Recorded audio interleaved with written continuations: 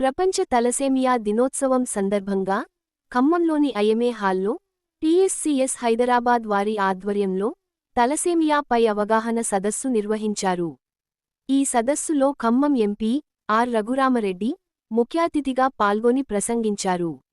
ఈ కార్యక్రమంలో TSCS ఉపాధ్యక్షురాలు K రత్నావళి, ప్రదీప్ కుమార్తో పాటు ఖమ్మం నగరంలోని ప్రముఖ పీడియాట్రిక్ సర్జన్లు ఈ తలసేమియాతోటే నేను ఎదిగానని చెప్పచ్చు. నా పిల్లవాడితో పాటు నేను కూడా ఈ తలసేమియాతో పాటే ఎదిగాను.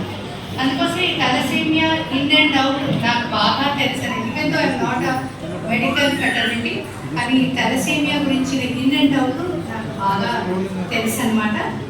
సో అందులో భాగంగా 2014లో I took opportunity.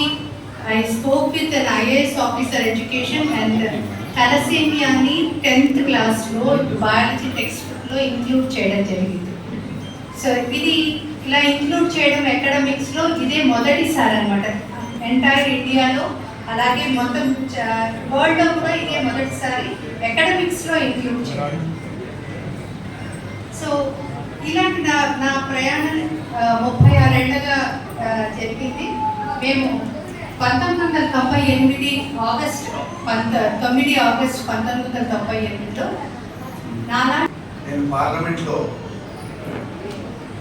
Sickle cell society, sickle cell అనే ప్రాబ్లం గురించి 377లో రేజ్ చేశాను అన్నమాట.